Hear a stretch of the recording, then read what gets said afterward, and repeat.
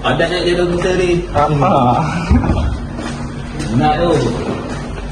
Ada teman kita ni tak ada?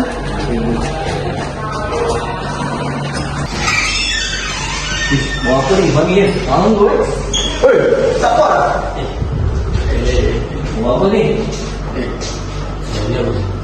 Sebenarnya Aku yang diam ni. Diam. Sebenarnya dia mana? Mana boleh. Tolonglah. Aku nak buat sikit lah kalau cikgu. Oh, mantap. Boleh beli ke? Ni aku benda pula ni.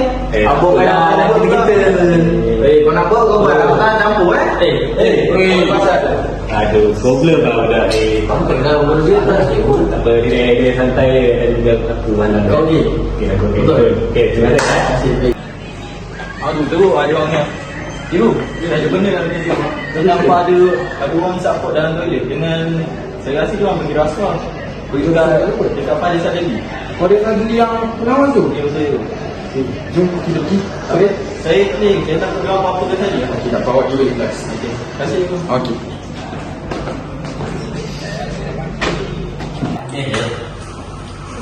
Faris.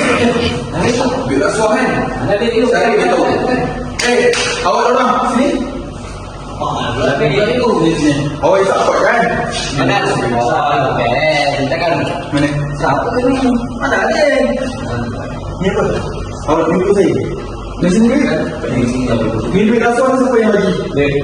Tadi semua salah. Jom ikut saya pergi bilik saya. Baik. Tak nak.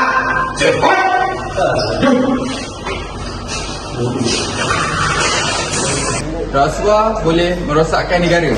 Menjahanamkan anak muda, menjejaskan ekonomi negara, Rosakkan kemakmuran negara dan merosakkan jati diri individu. Sekian, terima kasih.